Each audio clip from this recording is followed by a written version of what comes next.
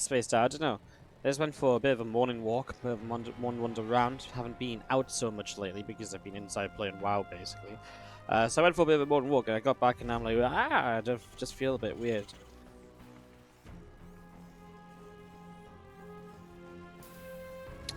But, yeah.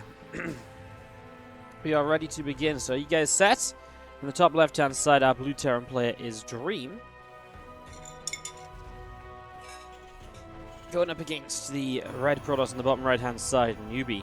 Now, Newbee's Deer. So, Bravestar Gaming came in, unfortunately, with a loss last week. So, they didn't have a great start. And they really were a team that actually, they have a lot of potential, but last week they kind of just got bopped by Kaizi Gaming. Even Hurricane dropping a map to Masaki, that was the only map they then picked up. And then Bunny 2-0'd Cyan and Super 2-0'd Dream. So Dream didn't look amazing in PvT last week. And Newbee did look pretty good. Dia 2-0'd Trap, Scarlett 2-0'd Rex. Pure beat time, but this is going to be a pretty good set of matchups, which could go either way, absolutely. But I have to feel like Dia has got to be a bit of a favorite here in the first two maps. And then you've got to put a bit of a favorite on Scarlett in the two maps against Cyan later. And then you've kind of got in the middle of those this series, which is going to be really interesting, Time versus Hurricane. And I don't know where to put the favorite on that one. So it's absolutely a series where players can win a map here and lose a map there, and that's true for all three of the matchups that we're going to have in this best of 7. So it's absolutely going to be like a ridiculous kind of series, and I hope it is a ridiculous one. I hope it's not just like a, we go to 4-0 pretty quick or whatever. Hopefully we really get some good games out of this, because this is the kind of series you would expect to see some really good games out of. So, hoping for that.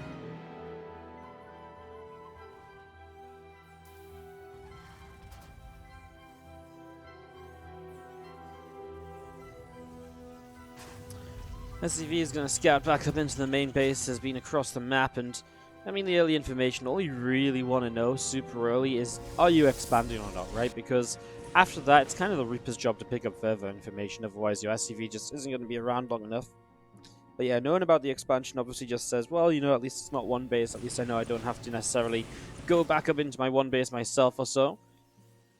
As we do see this Reaper of Dream hopping around and looking to see what won't happen. Twilight Council will finish in the main base for the Dark Shrine very quickly. So Dia's just going to play a little bit cheesy here in this best of, game number 1. Just a little bit cheesy, isn't he? Alright then. Interesting. Intrigued to see where that's going to bring us in the next few minutes, as we do see another gateway dropping down as well. Another couple of gateways dropping down in the main base. 2 Adepts just sat out the front, and well, for Dream, he currently has no information about this, of course. He hasn't scouted in the main. The Cybert X-Core blocks the ramp up into the main for the Reaper. The 2 Adepts at the front will keep the Reaper away as well. Now, Dream might suspect a little bit of something, because, there's not been any aggression from Deer across the map. He kept his units at home. He's made sure the Reaper is unable to scout. So, Deer is playing towards keeping Dream out of his base, and if Dream is being kept out of the base so definitely, is that not maybe a sign that Deer is trying to hide something away a bit more so than usual? And maybe then it could be worth being a little bit safer than usual. But of course, then you could also just be up against a bit of a mind game. Now, the safest thing to do would probably just to be saving scans, because DTs are the only thing that's going to kill you, that you're not going to see kind of wandering across the map from this base over here. As this Marine probably obviously won't notice that. He's going to come in and find this pylon over here. Oh my god. He's stood right next to him, Wolfing in DT. Oh, he's going to see the other DTs as well. No, he's not. Okay, now he knows it's DTs because actually the Marine got killed. We are going to have scans available. So first scan. Oh no, he messes up the first scan. I mean, he can still use that to kill the DT on the high ground, but he isn't going up there. Oh, Dream, what are you doing? What a disaster. SCP's repairing up the supply depot. 5 workers down, as we are going to be seeing this GT from DA able to push the SCVs back a little bit. Man, what a disaster, because having to scan a second time for this DT when that was the one that was trapped. Oh no. And I mean, now he doesn't have scans, right? Now he's got to wait that little bit longer again, so it's even more damage done. Wow, 7 SCVs, workers pulled off the lines, SCV production halted. a proper disaster here to start off for Dream, when it should have been that little bit better because he had scans available. Team of Marines pulling down the left side. We'll see the DTs in the main are going to go and take away a few units. The Warp Prism going to get picked off though, so the DTs are stranded here. There's a scan which will find both of them, and they are stuck in a corner, so at least there's a little bit of comeback there for Dream, because now he's killed off 4 DTs. Now Dia's army supply is pretty low because all of his early money has been invested in the Dark Templar. So this little bit of a bio push has some potential, but the problem is pushing against DTs is hard because he's used all of his scans. He will just lift up and drop. That's another way of doing this. The Adept just hanging out on this right hand side. Just near the watchtower.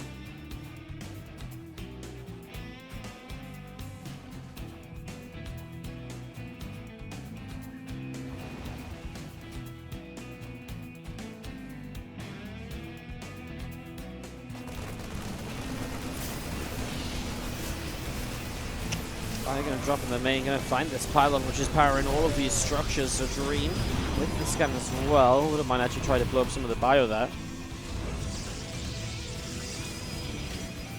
And they're hanging out over to the left as, I mean that slows down a lot though. Gateway production, robo production, and it stops the blink coming up.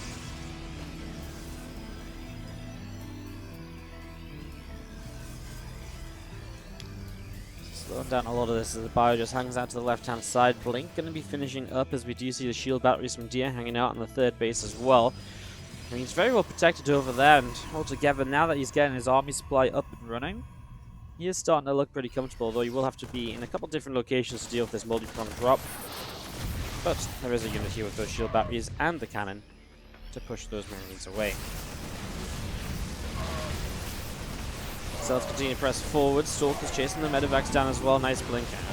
This is just falling apart from Dream. I mean, he had to do something with this army. He's so far down in economy. He is not building a third CC. He is just going into... He's not even on a third Rax yet. That's how poor a position he's in. Those DTs did so much for Dia in the early stages. I mean, obviously, Dia just improving his position. A second Forger, Robo Bay, you know, tech units or tech structures that are going to really just push him into a stronger and stronger position. Meanwhile, you know, Dream starts a third CC in the hopes that he might be in some way able to get back in this. Dia is about to drop down a fourth Nexus, actually up on the top side of the map, so we're going up to 4 base against 3 base here very shortly. I mean, it's already 3 against 2. Dia is up at 70 workers, and all Dia has to do is probably make a couple of Colossus, get extended thermal lance, and just go with this army. And what on earth is Dream going to do about that? Well, dropping around and trying to deal some damage is probably his best choice, and that is what he's going to be doing coming around to this right-hand side. So already looking for a bit of an opener here.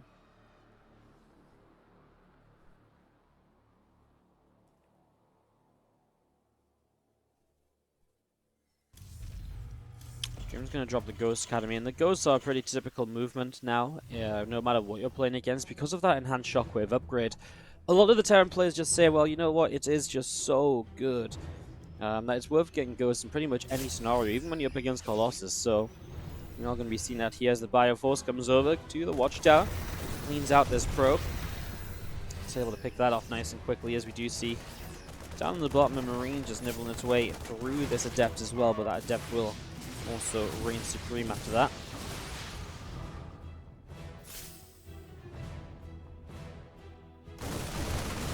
Vehicle bio streams in towards the 4th base. We also have Dia hanging around in the center. He's going to be taking that Watchtower for a moment or two. Enhanced Shockwaves still coming up on the Ghost Academy. 2 more Ghosts coming out. Just seen a bunch of bio coming around up the top side, as the Colossus is about halfway done.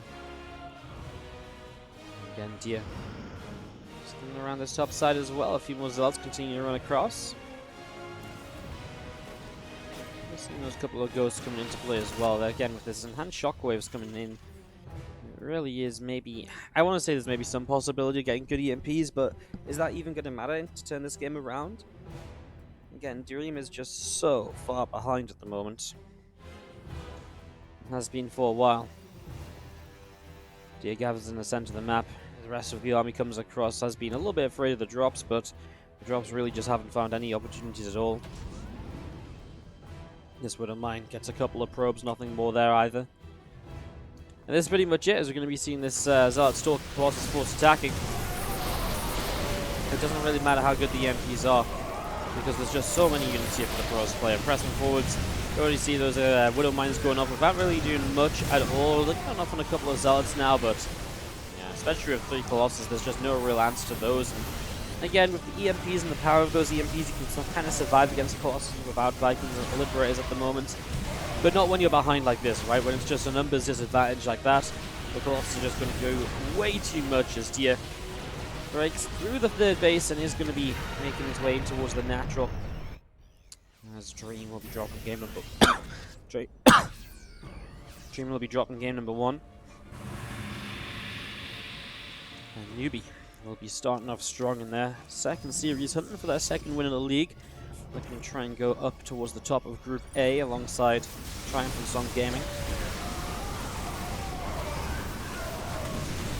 But the mine's going off as the units fighting again.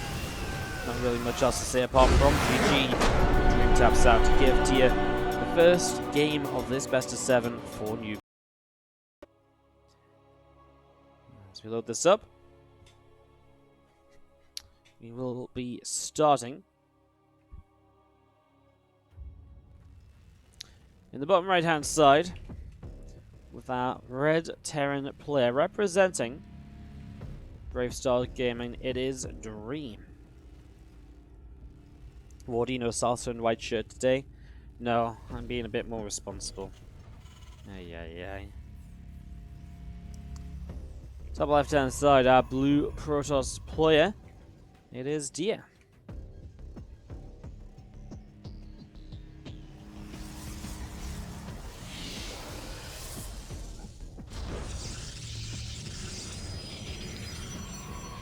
Game 2 of this best of 7, as we'll see a barracks dropping down in the main base, because the refinery already being taken as well.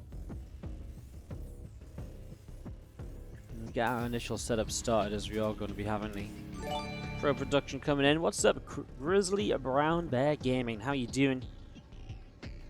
Thank you so much for subscribing to the channel. Welcome to the Wardy family. Appreciate it.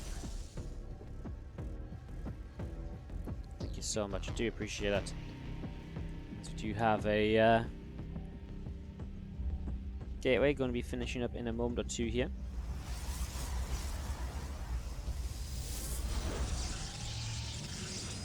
Dream was in a pretty good spot to deal with those Dark Templar. And just that first scan was so badly placed. And he had multiple scans. He had a scan per DT. And he had the chance with the first scan to kill both the DTs. And then he absolutely messed it up. And because of that mess up, he really just took too much damage and really was just behind from there.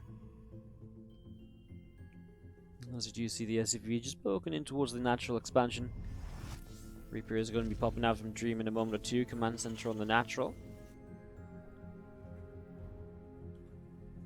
And this SCV is going to be on its way back home. Both players happy enough to go just into a pretty regular expand here to start us off in our 2nd map.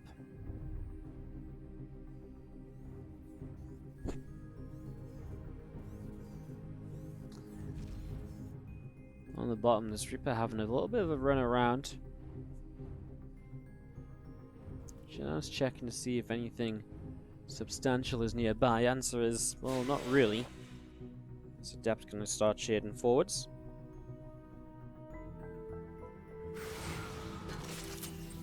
Okay, going to just pop the Adept back. Nicely done. Twilight Council on the way up as well.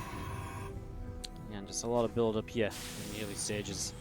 Twilight, a blink opener would be the most expected and the most regular. At this point, is this Reaper and a couple of Marines able to push this Adept away. Yeah, no real problems defensively here. Not really like a ton of pressure on either side. Even the Reaper is sat back home. Can't jump up here. So, yeah. All good for the moment. This is such a bait of a edge of a base, by the way. Like, the Reaper's like, come on, I gotta jump up there. Isn't it hilarious? Like, the Reaper can jump up here, but God forbid it actually has to jump over a slight gap. Like, oh my god. No. A slight gap? I mean, that's too scary. What if the Reaper falls? What if its jetpack fails? I guess it's health and safety regulation as to why Reapers can't jump up this this little gap here. You know, it's all fine and dandy if your jetpack fails while you're headbutting a pylon. All you're going to do is fall back on the floor. But if you fall into the abyss, I guess the insurance claims are going to be quite high. So, yeah, poor Reaper can't get in the main base right now, and that's why back at home defending the Adept was just a good place for it to be. Stimpack dropping down from Dream in the main as he is on pretty fast again. 2 racks, going into Stim pretty quickly, and we'll have this Medivacs out soon. So obviously this time around, Dream is going to be in a position where he's in a much more comfortable sort of scenario. He's not taking super early game damage. I might actually get to see Dream play a bit more of a mid-game rather than what we were previously seeing. What's up, Sipship1? Thank you so much for the €5 donation. Dropping by, no message attached. Thank you so much. Hope you're doing well. Appreciate it. Thanks for supporting the stream. Our current donation goal, just to quickly mention, we are just basically raising money to attend Home Story Cup 20. So yeah. Wardy, do you play ladder? Do I also play ladder, or do I just cast SC2? On stream I only cast, and honestly I don't really play much StarCraft anymore, because when you cast it every single day for multiple hours, it becomes kind of tough to motivate yourself to play a lot of the time. And I have these, I've talked about this a lot before, but it's just not something I really enjoy anymore because I can't be as good as I want to be, and I find that very frustrating. So that affects my play. It's just like a vicious cycle. Bio pressing forwards, we are going to be seeing the Widowmine here. Going to get taken down pretty quickly. Probe coming down the ramp, gets killed as well. He's going to be seeing a Stalker about to finish up, and well, Shield Battery definitely helped a little bit. We're going to see the Stim up the ramp in towards this Immortal. Dream is just going to commit up here, and we'll turn around now. Stalker's blinked forward, so actually they're still in some trouble. Man, those force fields are actually pretty nice, keeping some of these units really pinned back when you would have normally thought they might have gone down. He's going to try and dive for the sentries. The sentries stuck in there with the Stalkers. Nice blink forwards, but he will not get the Medivac. What an attack by Dream. Cleans out a lot of the important units. Sentries, the Immortal. Really job well done. These Stalkers now going to pick up the Widowmine. The other couple of Marines, well, just getting back into the Medivac, and now this is going to start boosting away as Dream drops a 3rd CC down. Gets that rolling as the 1-1 upgrades continue. Upcharge, going to be dropping in on the Twilight Council as well. So a lot of build up here for the next couple of moments as Concussive Shell starts up on the barracks, and 2 more racks drop down, so there's 5 racks in total. But yeah, Dream up to a pretty comfortable 3rd CC building scenario, right? And that's kind of where he wants to be at now. He's only 8 workers down, which for TVP is pretty okay because you do have the mules in play. Command Center is just hanging out on the 3rd base. We do have the Stalkers pressing forwards. A couple of Marauders and a Marine. They get some hits as well. First Widowmine goes down. Charge Rover Bay continuing on up. A couple of extra gates going to be finishing soon. First one attack on the Engineering Bay going to be so continuing along as the Ghost Academy will drop in on the main base.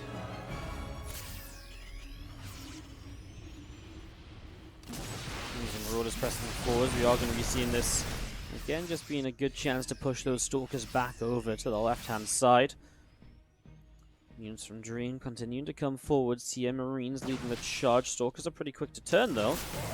One Marine goes down, the rest of the bio continuing to fight. Colossus, extended thermal lance. Continuing up.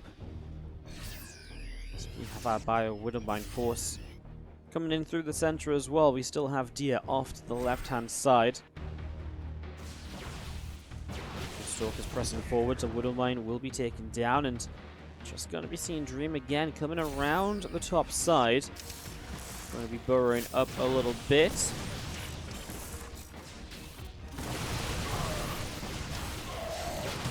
Stalkers going to blink away up to the top. Another Widowmine going off to kill off a Zealot.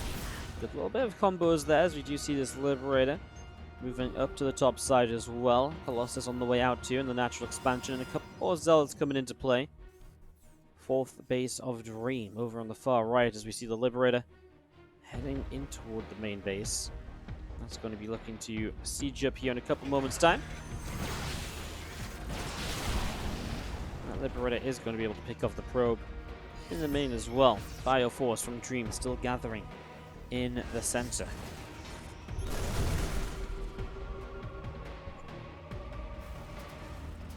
Dream pulling his army back down to the bottom. Still just going to be seeing Deer coming across, Zealot Stalkers, Colossus and Sentries in through the right-hand side now. Dream going to be finishing this 4th command center in a couple of moments.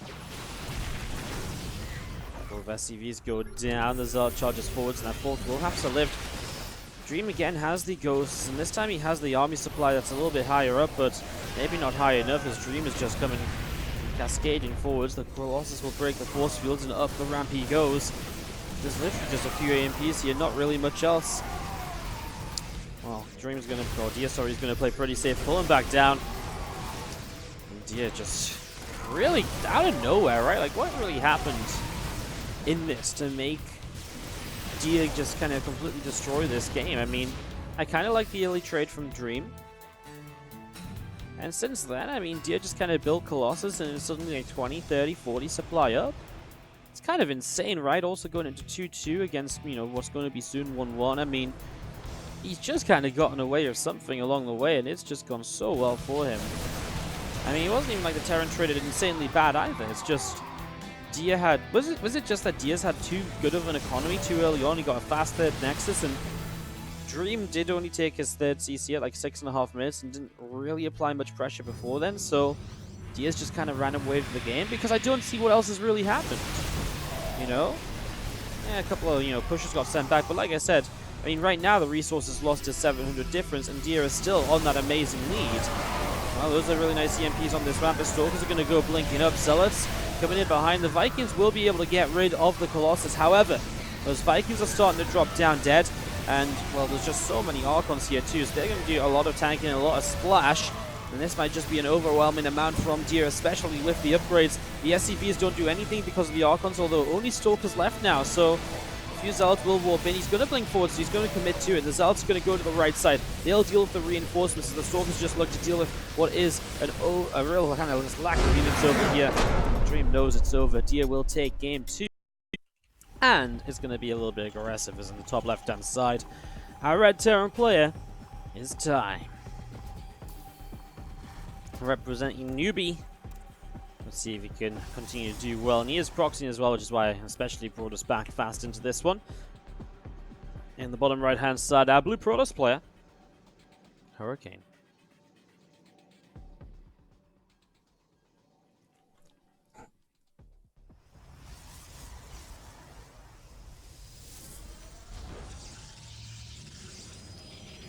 Yeah, really getting away with a greedy build in that game number 2, just put him into such a good spot. Can time deliver us some Terran victories in the TVP now? As he goes up against Hurricane for the next 2 games, and obviously if time just wins the next 2, Newbee are going to take this down already. If Hurricane is going to be able to win a couple, then obviously it comes down to Scarlett versus Cyan, which would be coming up next.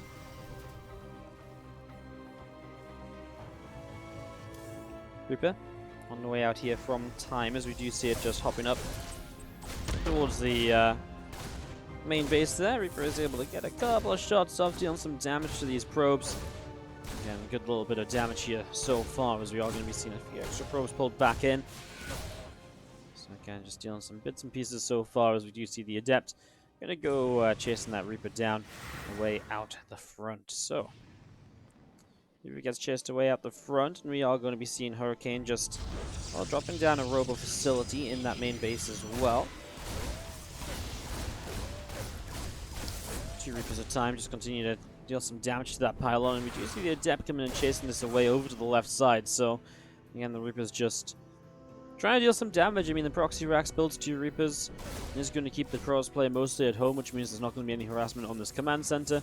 And SCV is actually going to kill the probe, which is nice because now that probe can't go out and make a proxy pylon anywhere as well. So that's quite nicely.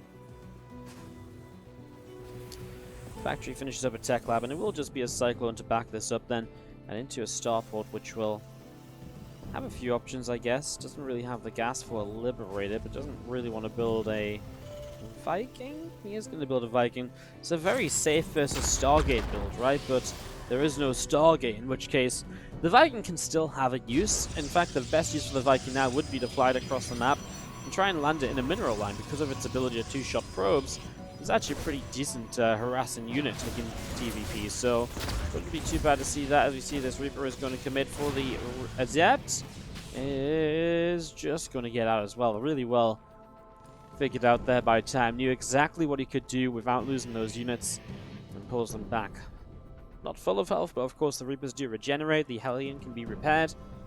And he has the Cyclone and the Viking here as well, so if units continue to come across, he's got a pretty good setup to be able to defend. So yeah, Time's just applied a little bit of pressure with a couple of Reapers, and now just going into his extra barracks. So built into all three of those, and he is going to go Reactor on one, Tech Lab on the other. We'll see maybe a second Tech Lab here, going towards Combat Shields alongside that Stim Pack and really power up in towards a very powerful bio attack. It's a possibility. At the moment we actually just see a siege tank being built, so Time maybe just going to focus on marine production. It might go for a little bit of a push. We are on one of these maps where we have obviously a ramp here, but once you're up this ramp, bunkering up this area in front of the natural is a possibility. So that's something to be careful of as we see the Robo Bay dropping down in the main, and just going to be seeing the siege tanks continuing on out.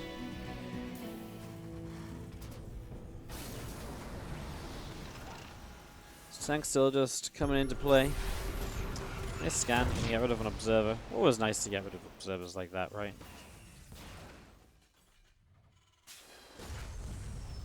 Forge, Robobane.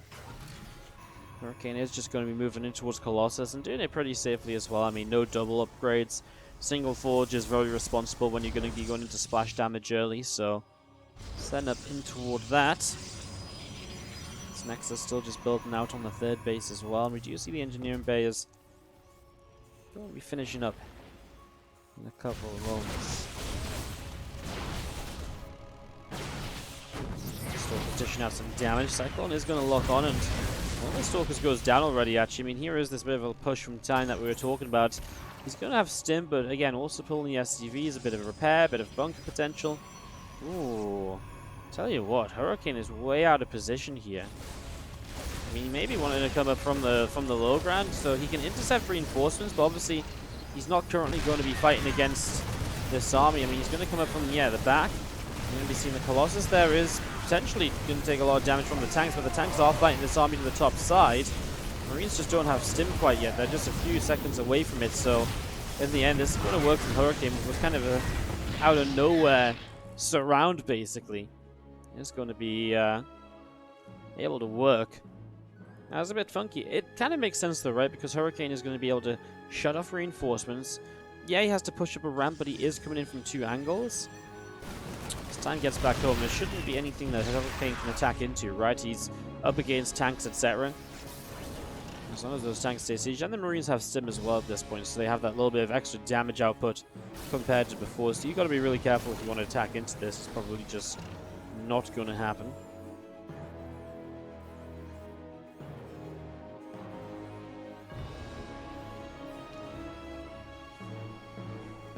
Observer coming up to the top side. Forge is just over halfway done for Hurricane. Charge upgrade continuing through as well. There's the +1 engineer bay. About halfway done.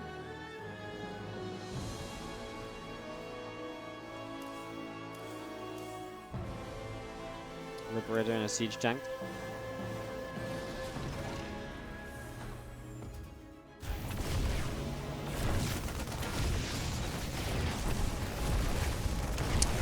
Drop gets a couple of SCVs, right? But the Marines are so nearby, it's going to be able to deflect pretty quickly. And as Time goes up to the third CC, altogether looks pretty good across the board.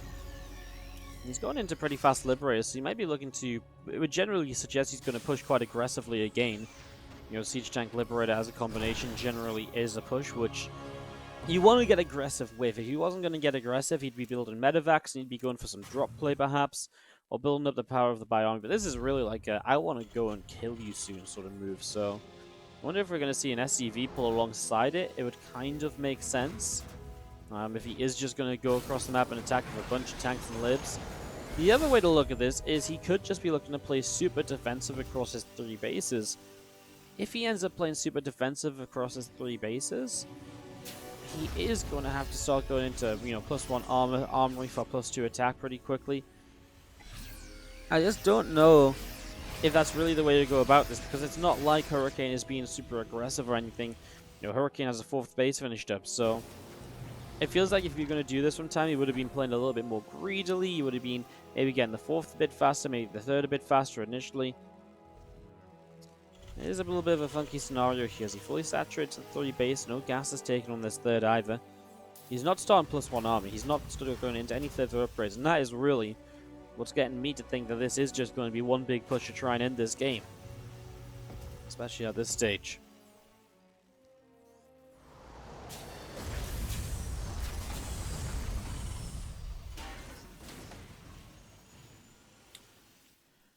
So yeah, it's just going to be setting out.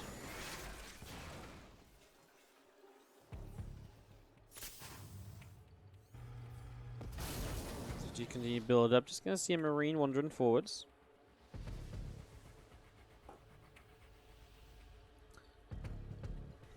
Hurricane pressing around a little bit. Just going to be seeing a 5th coming in the front from Hurricane as well. +2 attack and armor continuing on. Blink coming up on the Twilight Council.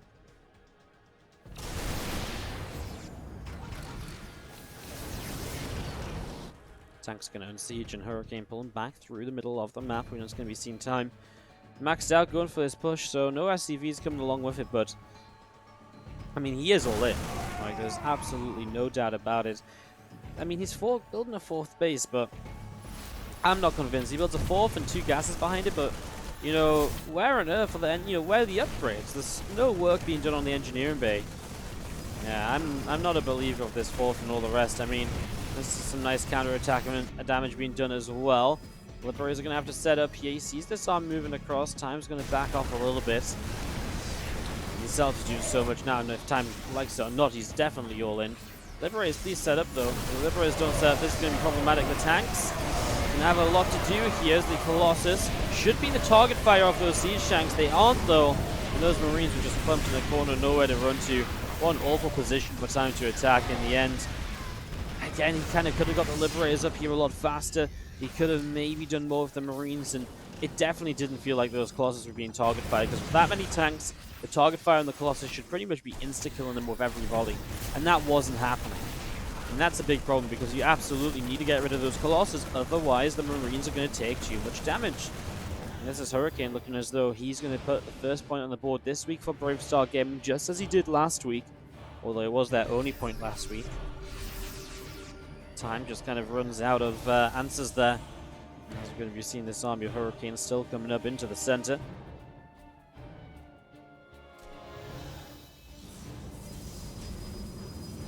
Two high tempo, 6 more zealots on the way up, and it's just a push now building. I mean, a Hurricane knows not only has he done a lot in defending at home, he also did a lot attacking across the map here. His zealot warpins did a fantastic job. Oh my god, this drops in back on the other side. The Archon got a full medevac right away, and Time is going to call it there before any more is lost. For Time and Hurricane in the bottom right hand side. His team is up in the series 2-1, even though he did lose that last map. This is our blue Terran player, Time.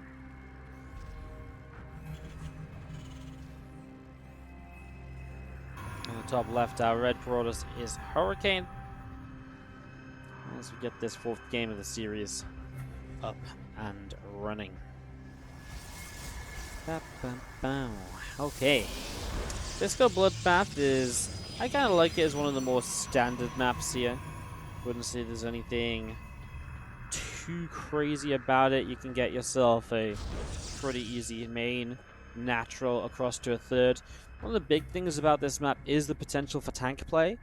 This kind of line of just blockade here. I mean, how often do you see like an entire line like this on the map, which just you can build, you know, set up tanks behind, etc. that affects an important area afterwards, and that's exactly what this does. So it's extremely interesting.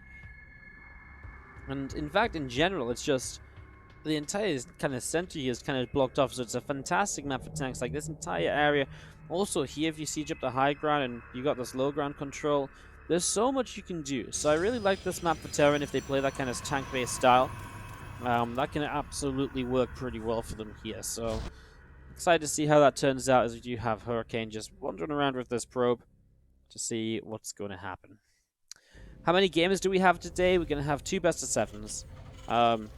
We're going to do some marbles after, but unfortunately I actually have to do something as soon as I finish the stream today, so we're going to have to do marbles another day, which is actually really sad because we had such a good time yesterday and we had like some real hype and stuff going on and stuff like that, so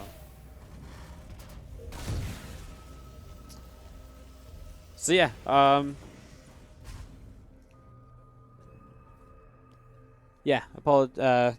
we're just going to have the 2 best of 7s today. Pretty short stream. And I'll be back tomorrow for OSC Masters Cup, as well as a Year of Rain. And then Thursday, Friday, Saturday, Sunday, I am taking off. I might do some variety streams and stuff if I'm just playing some stuff for fun. But in general, going to be taking the days off. And then after we come back on Monday, we are going to be streaming every single day for the rest of September until October 5th or so, I think, is my next day off, basically. Adept, dealing a couple shots of damage. Reaper's taking some hits. As we do see, the Robo facility is continuing up. Going to be completing shortly now. There's a Stalker popping out of the gateway. Starport in the main base. Factory building a tech lab. A couple of Marines on the barracks. And again, a lot of build up here at the moment as the Adept from Hurricane is going to be coming down to the bottom right hand side.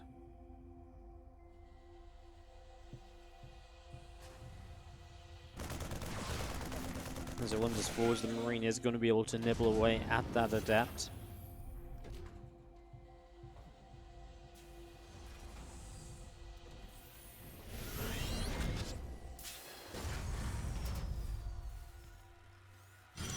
Well, Prism on the way out of the Robo facility in the main base. We are going to be seeing this Stalker pushing the Reaper back again. It's one of the maps where you've got a bit more Reaper jump up space, and it's very hard to block this off like the other maps, because like the on the other maps when you block this off, it's very inconsequential, a single pylon that can't really be attacked. If you have to build like an entire gateway cybercore block here to block the Reaper, and you can hit it from the slow ground, it's not pretty, right? So basically Hurricane is, basically Hurricane just can't really do that. And you'll see pretty much no Protoss player going for that kind of wall off here on Disco Bloodbath though, so yeah, as you see, the Prism is going to start heading out down the bottom right hand side. A couple extra barracks from time on the way up. Love rallying in towards this bunker here as Tank War Siege Marine setting up as well, another refinery setting up on the natural, and the Twilight Council also dropping down.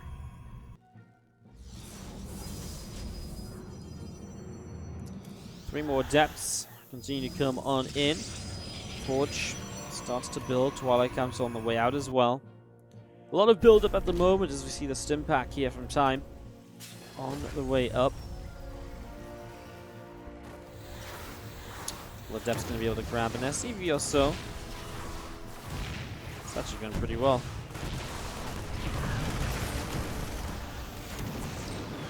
I remember last September, says Dr. Rhino, was hype. I actually don't think last September was that great, because last September was like, you could continue a gifted sub for half price, and that was it. Like, that was the only thing, because they just released like sub gifting and like mass sub gifting and stuff. So you could literally like continue a gifted sub. So it wasn't really amazing, I don't think. This September's a lot better because you can, first time subs are half price again. That's what they actually did with the original September. That was very hype and very exciting back in 2017. So that's really exciting. It's not just new subs. If you continue a Twitch Prime or a gifted sub, it counts as a new sub as well. So yeah, from tonight, guys, in about 7 hours, 8 hours time, if you have a gifted sub active, you can extend it for half price, which is obviously really awesome. You're paying half as much, I get just as much as usual. Great time to support the stream. There's the little prism here from Hurricane heading down to the bottom right. 2 Immortals inside of it, as we do see the couple of Liberators continuing up in production as well. Currently about halfway done as this tanks, man. They're going to get rid of an Immortal right away. Oh my god, tank right away, and they're going to find a second. God, Hurricane doing so much damage just with these couple of units. However, these Immortals will have to be recalled out because the Warp Prism gets chased away. One of them goes down, the other is just damaged in the Warp Prism, at least out to the bottom side. Well, Time will go for attempt 2 to move across the map with 2 less tanks than what he would have liked to have at this push. It was a good drop, right? Time again, the next couple Liberators as well. Now, if he wants to take a third base, he's going to have to come up behind this attack, you know, in the next few moments. Otherwise, it kind of just feels as this attack could die trying.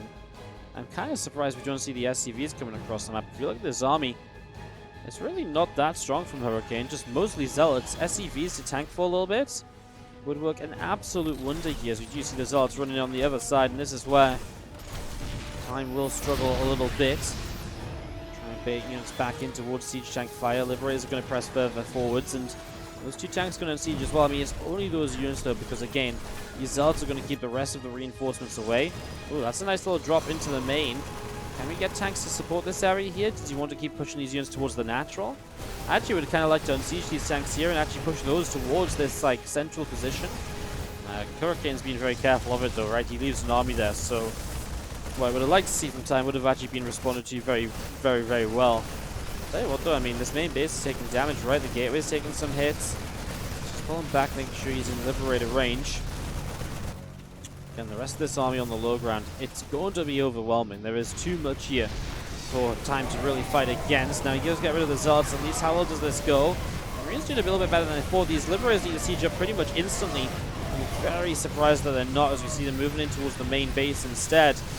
I mean, if they'd sieged up on this low ground, they might have been able to get some much more valuable kills. I mean, the Immortals, etc. We'll actually see reinforcements there into the middle will be turned away. And again, imagine this army was weaker because the Liberators had sieged up. I mean, I know we still have this drop going on in the main base, but yes. I guess it's a tough call in the moment. I guess it isn't necessarily right or wrong either, as we see extra reinforcements in the main. This is the problem. This is eventually going to be cleaned up, and in the end, did this do that much more? I mean, I guess he traded out a lot more units. I guess it is still going pretty well for Time, better than I thought it was even, so. Problem is, again, Time is now down to 26 SCVs. Those Zealots were finally cleaned up over in his natural, but he basically has this next push to win the game.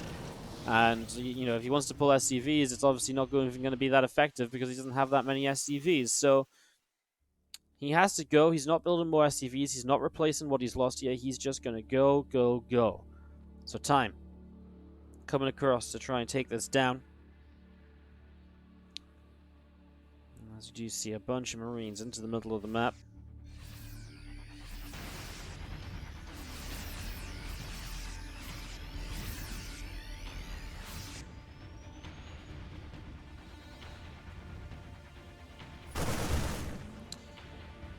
See if he's pulling across, so it is going to be this commitment in from Time. He knows what must be done here. It's absolutely possible. Let's see what happens. A lot of Marines deal a lot of damage to those Zealots right away. The tanks siege up. I'll tell you what, he's just coming straight up this ramp. The shield barriers will have their work cut out for them, trying to keep these Immortals alive. They do it for a little while, though. Extra Zealots warping is the Marine siege again. SCVs are holding those Zealots off, which is extremely important. Tanks are going to target by the Stalkers in the back. Marine count is starting to drop here as those couple of Zealots that are just taking a long time to get rid of. Another Immortal going down. I mean, Time has a good amount of Marines left. The problem is he's not building anything else, but he's up a huge amount of army supply. Where's the next warp in? Over on the main base. There's going to be an Archon coming into play there to help out, as we see a lot more probes continue to drop down too. This pylon is going to get picked off as well, so pylon going down too, and again, a couple of Zealots, Archon Stalks continue to run down this ramp here. Marines trying to pull back a little bit. Just start to unload once again. Observer. I mean, Time has the numbers, but not for long. Hurricane has one probe over there. Time, again, just needs to end this soon, and, you know, continuously trading, picking off a Zealot at a time. Goes a long way for him at the moment, so continue to press forward. He's got to be careful as Marines are stacking together a little bit. The Archon splash damage could be scary. Gets rid of the Archons. Now it's Zealots pressing forwards again, stepping back. Marines are not healable anymore because the medevacs are out of energy, but Time is going to have enough. He's going to drop down this pylon as well. Not that, you know, a number of gateways is really a problem here, but the lack of economy Hurricane has. Time is going to break through. He is going to trade out 1-to-1 against Hurricane. And that puts a lot of pressure. How have I been muted this whole time? Oh my god.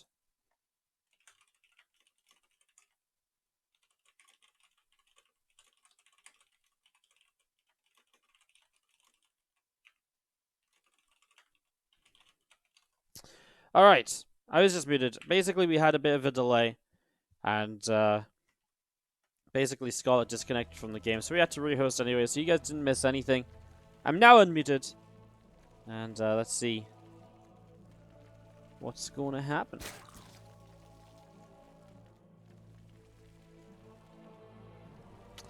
Top left-hand side, red Zerg player up 3-1 is Scarlett in Team Newbee.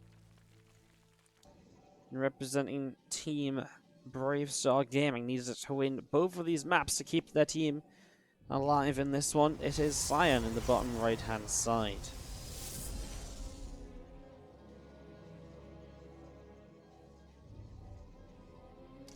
Awesome. So, getting this ready to roll, we're going to be seeing a gateway coming up at the front, and I can't gas and pool from Scarlett. Cyan is absolutely capable of beating Scarlett. Cyan has shown us a lot of great things. For a while in 2016, late 2016, he was kind of one of the players to beat.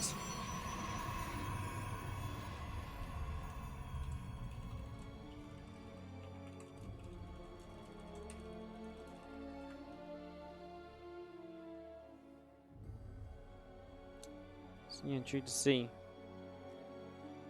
what's going to happen here, as we do have the Overlord dropping down the bottom side. Coming across, getting ready to roll here in this game number 5. Yeah, second seed today is pretty good as well. Pixel 1 going to be taking on Ocean Gaming. It's actually a really exciting matchup. Fantasy Zest definitely the highlight there, so looking forward to that and more as this Overlord hangs out on the bottom. We're going to see this probe here from Cyan having a little bit of a wander around. Yeah, I don't know why I did, because I actually noticed that I was muted. I was not muted during the break, and so then I think I unmuted myself and then managed to remute myself. So then I don't even know, then I made sure I didn't press the buttons, but maybe I still did press the buttons. Yeah, alright, well. Link speed on the way up here as it gets started. We do see the couple links, couple drones continuing out, and the hatchery on a third base already on the way out as well. So, third hatch coming up. We're going to see this Phoenix on the way from the Stargate, and as the Adept goes in towards the main, not a lot really seen there. Adept is going to send a shade forward in toward the natural expansion, and these few Zerg and some Skull are going to go and try to chase that down. Adept going to cancel its shade, as we do have the Evolution Chamber is coming up to being about halfway done. So Phoenix is dishing out some damage to this Overlord right now. We'll be taking quite a few shots here as it is going to go down. We'll see a nice little bit of scouting information at the front, as we do have also a +1 melee upgrade from Scarlett in the back of the natural expansion. So getting that +1 melee up and running. We also see the third base, the Spore Crawler, dropping down in that mineral line as well. So a lot of setup here at the moment, as we do have the Phoenix going to be escaping up the right, and the Oracle from Cyan going to go across to the top left-hand side, also to see what else is going to happen.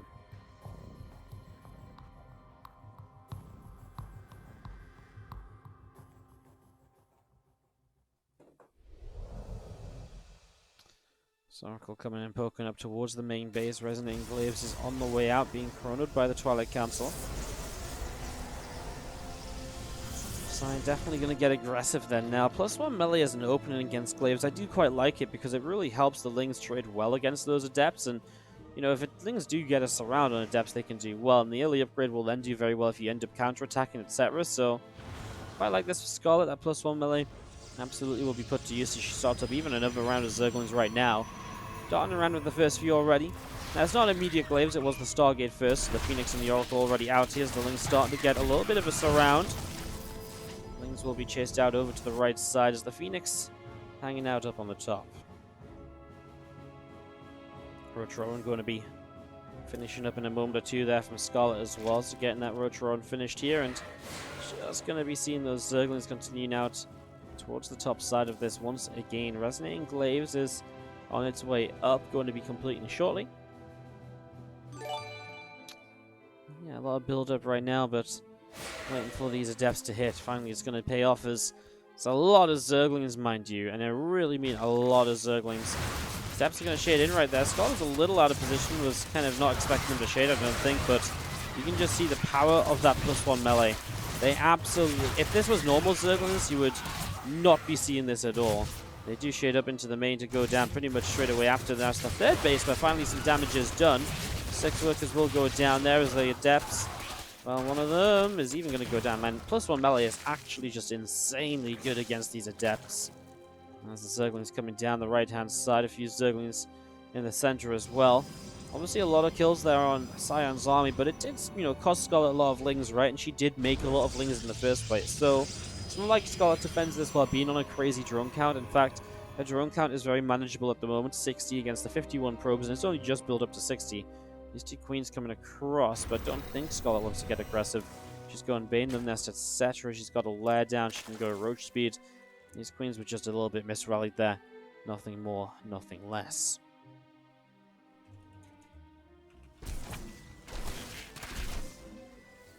So still just some Zerglings poking around at the front, of course. That's the one thing Scarlett will absolutely keep going in this game. She will consistently attack in and again on those lings. Just do good amounts of damage. The +1 missile attack, about 75% of the way done. Baneling speed on the way up. 18 more Zerglings in production. 7 more Overlords on the way as well. Sentry is finishing 2 Immortal. Observer continue to come out. Lings poking to the front. Zealot and the 2 Adepts. Over to the left, we do see a Stasis Ward building. 4 more Adepts coming into play. The Warp Prism is going to be finishing on the Rover facility very, very soon. This army of Scion coming up through the center of the map.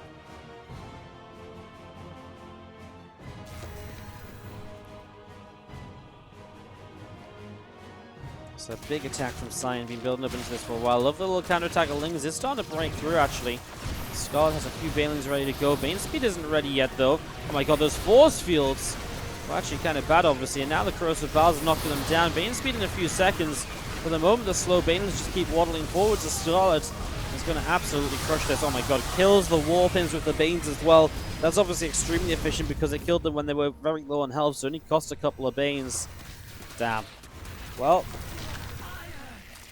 Scarlett is pretty much on the verge of taking this down for Newbee.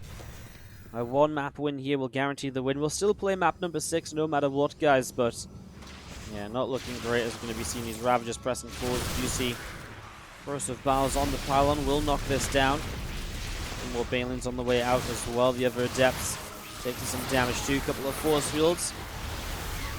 Pylon is going to get knocked down once again. Those the Banelings will roll in. They will be able to blow up a whole bunch of those Adepts. Scarlett is going to take game 6. Can Bravestar Gaming get more than 1 map win today? They didn't manage it last week. They're not a bad team, but they are currently just getting shut down on every possible front.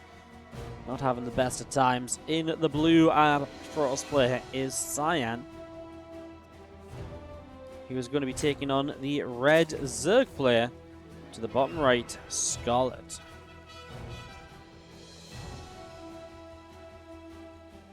Okay, so Cyan versus Scarlett here as we get this ready to roll.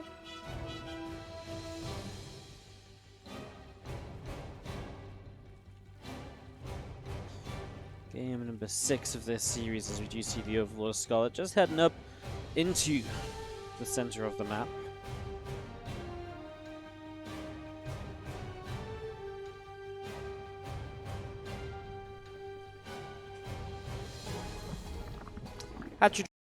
Natural gas and pool coming up in the main base as we do see Scarlett heading in towards the upper left hand side.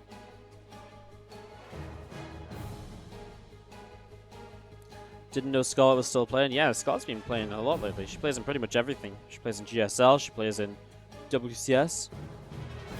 Lives in Korea, and hence she's on a Chinese team and does play in the China Team Championship. Too bad ENCE isn't in this. Too bad ENCE only have one player. They wouldn't they wouldn't get very far. You know, even if Cyril goes 2-0 every week, if your next team matches a forfeit and you end up 2-4, you're not going to do too brilliantly.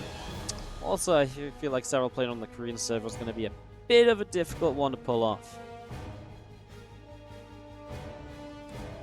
Robosan walking down to the bottom right side. It's okay, Wardy, I'm going to walk my WardiTV hoodie to remind people that I should be at Montreal. All good slowly. Maybe I gotta do a WCS event next year would be nice, but honestly, with how well the stream's going, can't even really be upset. Who needs WCS opportunities if you can have an awesome community that somehow gets you to 1,500 subs? It's actually crazy. So yeah, all good. Just last week I was desperately hoping for 600 subs. It wasn't just last week, it was like the start of August. We've been above like...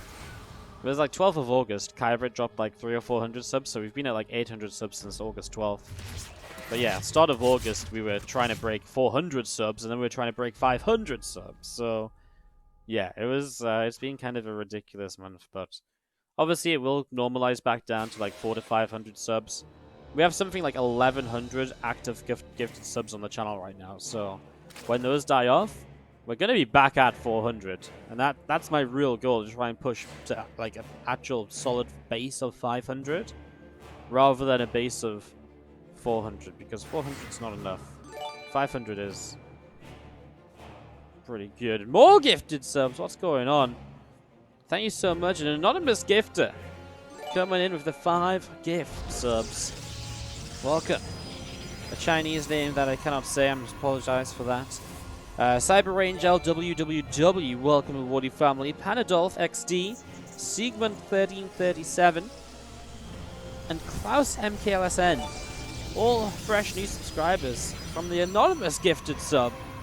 Bomber, thank you so much. Give some love in the chat. 5 subs out of nowhere as we see this Oracle flying in. Is going to be able to pick up a few drones. 6 kills. Nicely done, as we do see this Phoenix nibbling its way through that Overlord. We're taking a bit of damage here then as the robot facility about halfway done there. Evo chamber continuing up for the next couple of moments.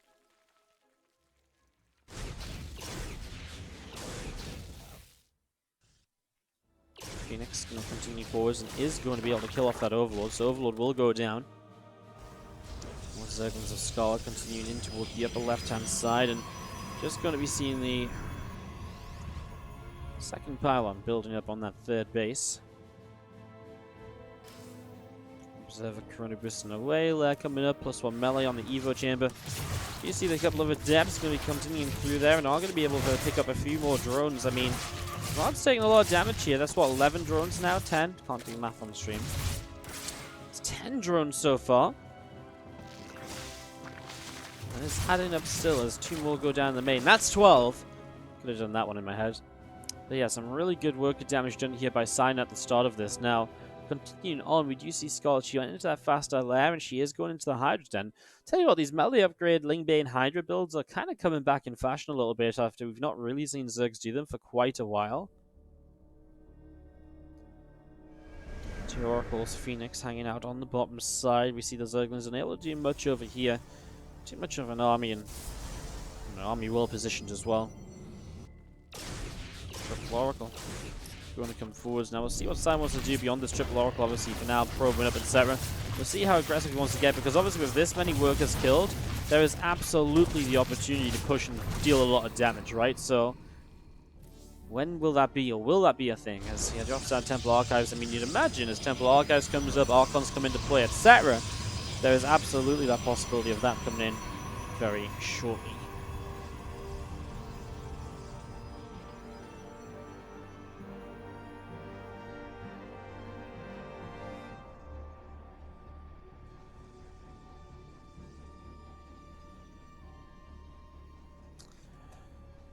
+1 melee continuing up over on the right hand side of your screen. You can see the countdown for that finishing. There's group spines coming in as well, and finally the Baneling Nest. I mean, the Bane Nest not up yet, which means we don't have Bane speed to help with this incoming attack, which could make this a little bit difficult.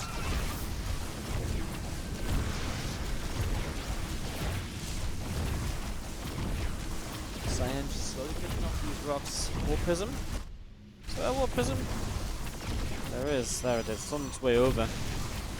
This model needs to be a little bit careful, is not wanting to actually run over there. So yeah, knocking down these rocks, absolutely opening the attack to the 4th. I mean, this is problematic for Scarlett because she lost so many workers, it's hard for her to get enough units up to deal with this, and Banelings, again, for Scarlett, are currently without speed, so they're not even that effective. She's also supply blocked at the moment, so she can't build more than what she's already got, and it does feel like this army of Cyan should do pretty well in this push. Attempt to stasis ward on the natural expansion will be shut down immediately by the Hydra's count. And some Hydra's pressing forward, Zealots coming down the ramp, and just going to be seeing a couple of creep teams continue to get picked off. Even more Zealots and an Archon warping in here, and well, Scarlett does have a lot of Ling Hydra, and if I see this much Ling Hydra, I start Storm, and that's exactly what Cyan is going to do as well. Storm and a +2 attack upgrade, so realizing the scenario. Unfortunately, he's not able to really get damage done here, despite the very solid opening in terms of units killed. Did lose the 3 oracles in the end, trying to set those stasis wards up, etc.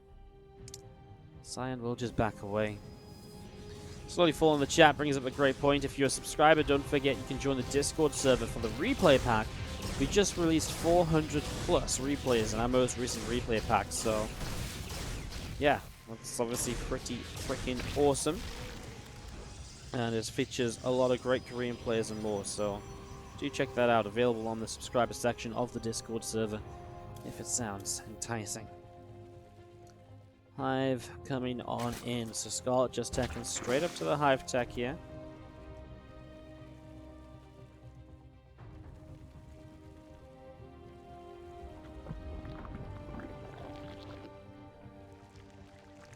Hydra Force from Scarlett coming back around from the right side. The couple hallucinated Phoenix down to the bottom, and those 2 Zealots of Cyan run to the bottom left as well. Still those hallucinations flying overhead. Smoke Roller picks off one of the hallucinations. We do see a lot of the Lings running down the bottom left hand side. They're going to come in towards this Zealot, which is going to get surrounded pretty much right away as well. A couple of Zealots get picked off and +2 attack. That's going to be the next upgraded line. I mean, it's one of those games where, as Cyan, you typically want to play it a bit slower because typically the Lingbane Hydra will try and be aggressive, but Scarlett's just gone into a very fast Great Aspire, right? So now this is one of those scenarios where you actually do need to know your timing to attack rather than just sitting back forever. If Scarlett's not putting on pressure, she is absolutely teching, and Cyan obviously identifying this, now moving in towards the center, is going to look for a fight. Has a lot of minerals to spend, needs to get those Zealot warpins. She has an army down this bottom left side as well, which is going to do a pretty good job hitting the 5th base, but it does mean there's even less to defend with up on the top, or to attack with up on the top. Scarlett has a lot of Lings positioned in a lot of different places to run in from. And those 2 Zealots over here starting to press forward. A couple of good Baneling shots to stop that off though, and next couple of Banes going in towards the Archons, and it's so great. Zealot warping in the main should be targeting down the Great Aspire. That's absolutely the one structure you want to look to kill here. Broodlords, if you can deny the Broodlords, you basically create so much more time for yourself before you have to deal with that very powerful push of the Zerg. Won't happen, no. And as a response, we do just see a Fleet Beacon and a Stargate already on the way up, so Cyan is well on his way towards just getting a proper response against those Broodlords up and running. I mean, you can't just rely on killing the Great Aspire, although it is nice if you can do that.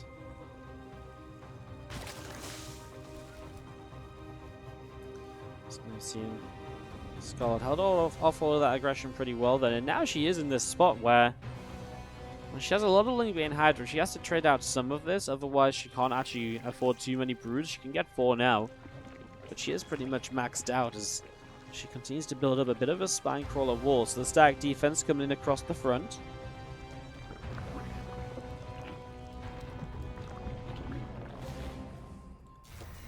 Bane's coming down the bottom left hand side. The Lings is going to go and get Zealot off over on the watchtower again, this army. Going down the bottom, just going to see another Crypt Team again picked off. These Ling's going to dart up here now and pick off a Zealot. So it will go down, and Cannon's able to pick up a few more of these Zerglings as the Zealots go charging again.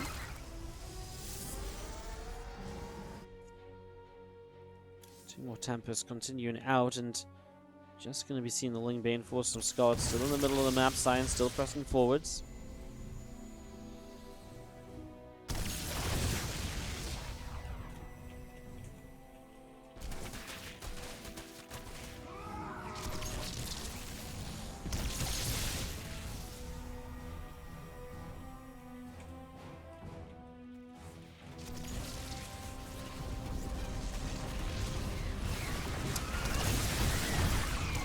Falling Run Visor, which will not really do too much just yet.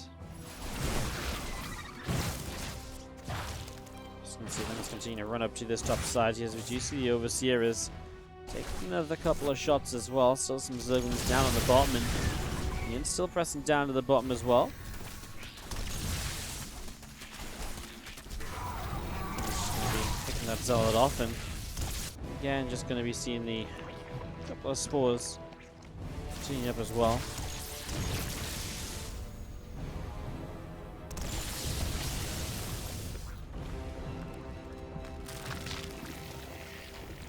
Roots on the way up.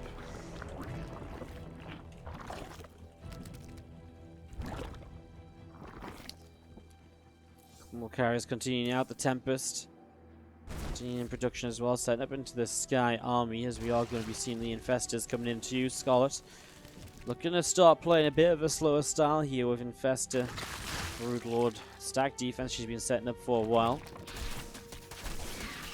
Someone's going to come around, surround the Zealot here on the Watchtower. We'll see the carriers continue to come out. Two red weapons continue to be Corona boosted on this side of the Colin. A Dark Shrine even to help with harassing.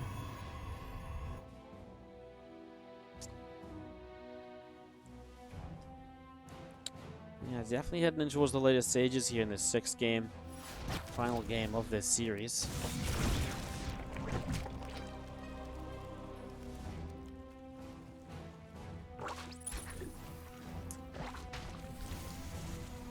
Trying to find the growth. This Observer didn't go so well. There was a couple of Banes to reach a mineral line for 5 probes. I mean, we're just at that point where neither player really benefits from attacking. The Protoss player will absolutely benefit from getting more carriers. The Zerg player will absolutely benefit from having more Infest energy, etc. So it does just benefit both to sort of slow this down, sit back, and do a lot more building up rather than anything else, as Scarlett will drop a Nidus Network down on the 3rd base.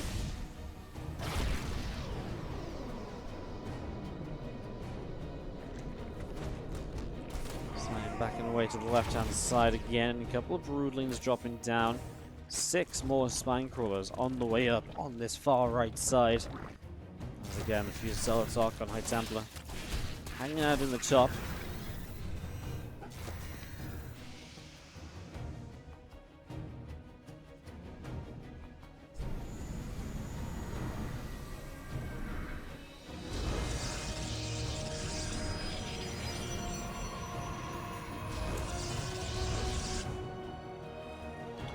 Shadow Stride comes in. We are going to be seeing, obviously, those DT teams getting better at harassment with the ability to blink around as well. Don't always see DT blink, but if you are this late in the game, it actually can be quite nice to. It usually isn't really to kind of save the DTs or anything, but you can actually like jump on certain things a little faster, etc. And that can go a long way to helping out sometimes. We do see the Tempest just firing and getting a couple of Hydras off.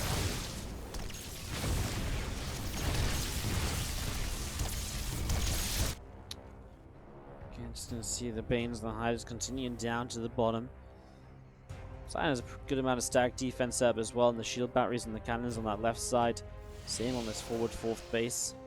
Scarlett's and a good little chunk of Ling Hydra up this left. Now it is revelated, so Zion kind of sees it coming. The Banes will go forwards anyways though and crash on into just a few of the cannons initially, but not much more to be done there. Scarlett now has still just the Broodlords and the Corruptors flying on the right side with the Vipers. Just a good chunk of army here. I mean, a good kind of built-up army all in all. Starts 11 more drones. May want more stack defense. May also just want to replace some of those drones she's already built into stack defense as well.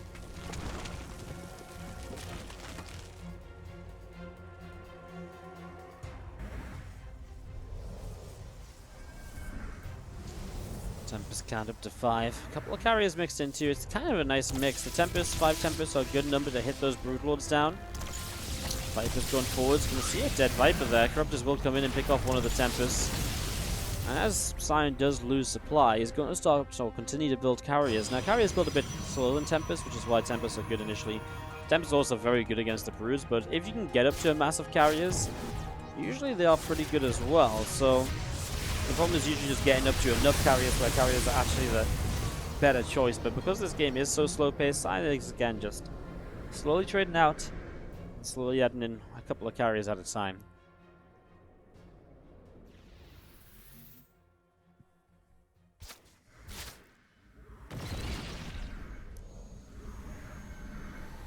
Tempests aren't much good for anything else other than fighting Broods.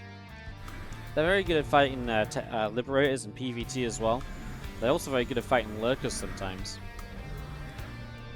But they really are designed to kind of fight longer, larger units and more, heavy tech units. They don't do a lot of DPS outside of that, so situational. But they have a few situations where they are used. They're used more often than other units sometimes, so. There's a few aggressive builds you can do with Tempest as well, although we don't really see them very much anymore. Tempests are, yeah. I feel like Tempests are in a good place. Like, they're a big tech unit that you probably do get into get in a majority of games that go late like this, and they're good at what they do. So, it was awesome as we see Scarlett another little bit of a Ling attack up to the top right, but there's Archons there. Now there's Banes and Hydras to support this as well. These hallucinated Archons trying to cause some chaos, but it's not going to make much of a difference. The Hydras will get rid of most of this anyways. Zealots warping in though, and the Hydra's going to try and pull back. If they can't creep, should be able to run away, although they actually just turned into fight anyways, so might be able to get that base, but then this main army is on its way up here. See Sion's going to spam out a bunch of cannons over on its top side as well.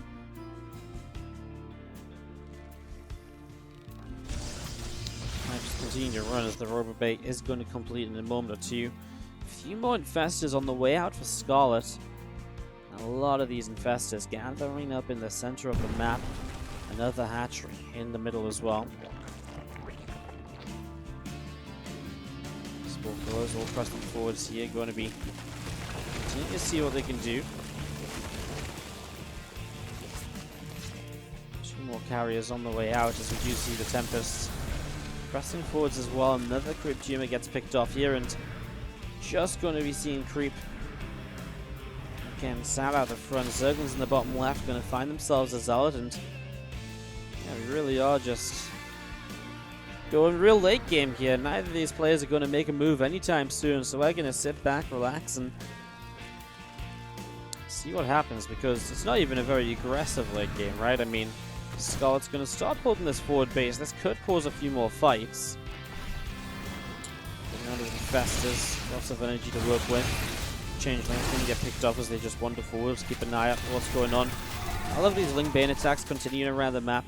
They're very annoying. They're very. It's good to kind of have those units out there and make sure that the pros can't just build up a death ball, and if they do, make sure there's a way for they're not going to be very good at defending bases then, which basically makes that death ball all in. It's forcing a couple units over here, and if you can pick your way through this base a couple times over, you do wither it down over time. There's a neural parasite on that Tempest there, going to get dragged forwards. It was just a little out of position to begin with.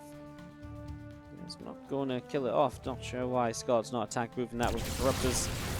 Will eventually kill it off there, but obviously could have done so just a little bit faster. This attack in the top right cleans out cannons, but not much else. There's still quite a few cannons that do go down.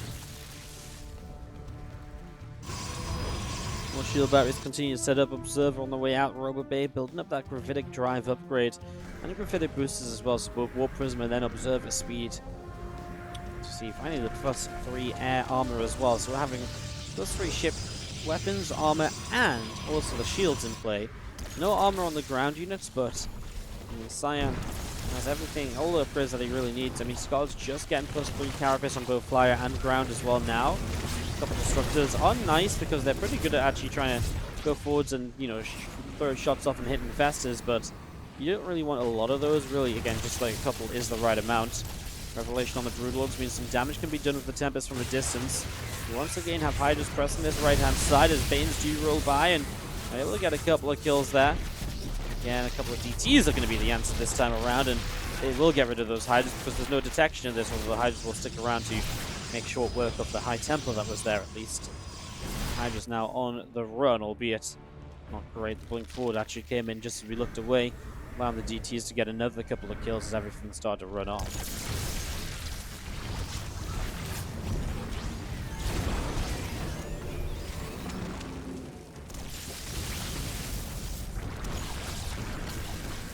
See again, Spores firing away. Spores still taking, Oracle still taking extra damage, reducing the Warp Prism, pressing forward and dropping a couple of storms down. The Broodlords getting hit by a storm as well.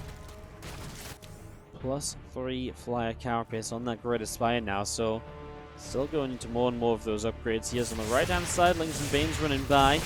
Bane's going to go crashing in towards those initial couple of cannons here, and again, Scarlett's just been consistently working her way through this defense for a while now. That's going to do pretty well. That actually isn't enough units. You know, one carrier and one Tempest really won't do the job. And the rest of this army moves up to the top, which should be Scarlett's move to be able to kind of come forwards here and attack this base. So Scarlett will start dealing with that, or sending the Broodlords forwards to do that. Meanwhile, Infestors and Corruptors come to the right, but actually this army is on its way back over, so the Broods are going to have to pull back here, otherwise they are just too exposed and on their own. Guess what? Another wave of Ling Hydra up this right side. These two High Templar are not going to have the energy right away to storm. You can see the idea of those High Templar warping in again and again, but so far not really able to truly do much with this, as we've seen even more cannons, shield batteries on the way up. Pylons dropping down as well. Broodlords of Skull will fly to the left side, and again it's this sort of scenario where Scarlett's got a huge bank, and Cyan is almost the one that has to kind of create some trades here, because he has to trade efficiently over time to be able to whittle down that bank of Scarlett. Otherwise, it's going to get very tough. And obviously, if you have one big fight that happens suddenly, Scarlett can rebuild a lot faster than a Protoss player can. So, it should be Cyan looking to try and force a couple of these fights. Yes, it's difficult with the static defense, the spores, etc., but he needs to try and do something. And then, you know, we're missing a lot of other little bits and pieces as well, right? You know, where have, you know, for example, the Zealot run-by has been. There's been no attempts from Cyan to be aggressive for a long time. He's just kind of let Scarlett take her entire side of the map, and that's a big problem. Because if Scarlett just takes her entire side of the map for free, you're just going to get outmined. But you're not going to get your entire side of the map for free. Scarlett continues to attack up here for good reason, right? I know there's creep everywhere, but Scarlett's also not got enough units, and she's not got the attention to be, you know, doing all of this up here while also dealing with Zealots that are hitting this bottom side. You are going to get some damage done if you just start sending those units around, but you have to start doing it to get something out of it. Scarlett just gives up her Corruptors there. She's going to rebuild even more Zerglings. Very interesting. Obviously just feels as though the extra Zerglings are maybe going to help a lot more in what could be an upcoming fight. Hydra's currently fighting a mothership, and that should be a win for Scarlett. Scarlett should be able to take that down. It's kind of close. The ship actually will not go down, will survive, at least pulling away to the sides. Got a lot more Zerglings starting to run in this upper left, but actually now some Zealot warp-ins. That's nice, because not only do they clean up those links, but it's exactly what I was just talking about. You can certainly get those Zealots to continue down towards a base like this one. And yeah, there's a lot of static defense, but Zealots do pretty well. We're actually seeing a bit of a larger fight break out over here. A lot of Infested Terrans dropping down as Fungal Growth will drop on the carriers. Infestors still have a lot of energy left over as well. Some of them renewal parasiting those Tempests. Cyan is absolutely destroying this fight. Cyan has not lost anything in this fight, actually. His reproduction tab, empty bar 1 Archon. Only just now starting to reproduce units, whereas Scarlett's already had to rebuild 15 Corruptors. Now it's going to start going a bit of a different way. The Lings are arriving, doing well against those Stalkers. Disruptor shot, though, finds a few Infestors. The Corruptors are doing very well now that the Carriers have run out of Interceptors as well. And now the Tempests will start getting cleaned up, too.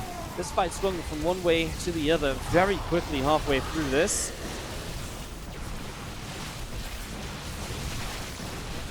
Just going to be seeing the Disruptor, the DT, continuing to wander around.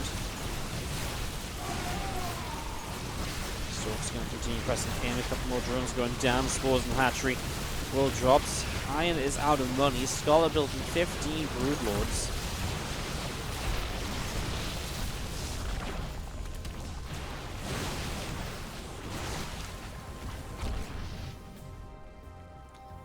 Scion's fight will clean up this space. Scarlett is still the one with a bank, but her real build has been, obviously, yeah, a lot of Broodlords, sure, but outside of those Broodlords, her army is kind of weak in comparison to before. Her Infestor count is way down. What Scion needs to do, and he is doing it, is make sure he has a lot of High Templar and a lot of Storms, because that's exactly what Scarlett's army is not built to deal with at the moment. The Storms are going to be very good against what is now just a very Ling Hydra force. Very well committed, as we are going to be seeing the Nexus hanging up at the top. Big Fungal Grove dropping down. Oh my god, that Fungal is huge. All of those High Templars clumped up in this army. Oh my god. Did Scion just lose because he just clumped his army and the Fungals just killed all his High Templar? Because Scion can't rebuild again. And Scion's army was good to go and fight, but wow. Obviously, a lot of those High Templar didn't even yet have the energy to properly storm, so they didn't get the value they were obviously invested for. And, well, now the Broods are doing very well, continuing to fight. The only issue is we do need to see these carriers dealt with, and there is not a lot of anti-air at the moment. It's actually just a few Corruptors pressing forward, so the carrier's actually doing pretty well. And if Scarlett's not careful, these Broodlords could be next in line to fall. She has money. She should just be building as many Corruptors as possible here to try and take down these carriers. Like I said, the Broodlords are going to start dropping now, so carriers are going to give chase, and yeah, there is just no proper anti-air in this army. Now a couple of Hydras are going to start showing up, and so the Interceptors are just going to turn onto those. 11 Corruptors on the way, but look how much Scarlett is losing in the process. Yes, she finally got a base back, but wow.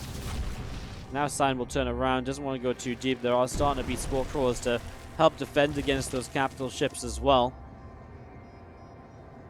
As we hit the 30-minute marker here in the next few moments. 5 more Infestors, 11 more Corruptors on the way out.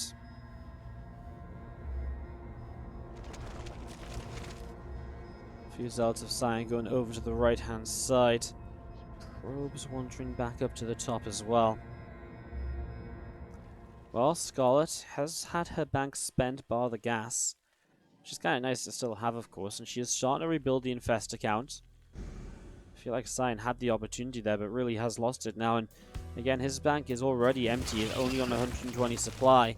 That's the big issue. The economies aren't exactly in place to suddenly, you know, mine up a lot more before going into anything.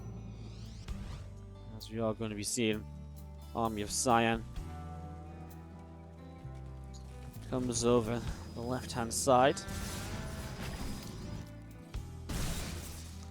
Zealots and Archons continue to press forwards here, and still just seeing these Corruptors coming forwards as well.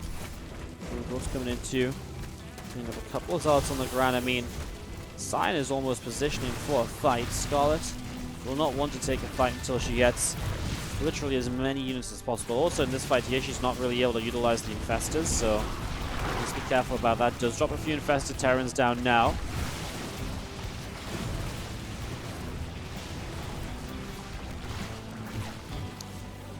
Or spores going off here, and we're just going to be seeing again those units continue to be pushed away. Scarlett will just sit in the middle with this base re-established after losing it previously. Scion's going to be mining out soon as well, by the way. I mean, we're getting to that point where only 1,000 gas left up here, no gas on the left side, so Scion actually only has 1,000 gas left on the map to take, unless he's able to re-establish a base somewhere. I mean, we are late in this game, but I mean, he can't take this base or this base because Scarlett's got creep there at the moment, and if he goes over there, Scarlett's able to apply so much pressure on it. So Scarlett really has just played this game out very, very well, all said and done.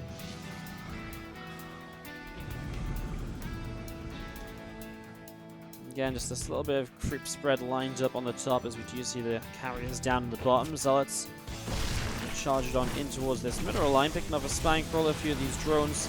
Going to be taking some shots as well. Another storm drops down on the Hydralisks, and the Hydra's taking a lot of damage there actually. Infestors dropping Infested Terrans down there. Going to start pressing forwards, the Hydras. Doing some decent damage. A nice abduct in. Picks off one of the carriers perhaps. The Corruptors doing a pretty good job of this at the moment. Big fungal growth continuing to land. Storms all over the place as Infested Terrans continue to drop down too. I mean, the Vipers are just so good in this scenario, and I tell you what, those carriers basically have no interceptors left, so the Corruptors can just fly in. Scion has no choice other than to type out GG.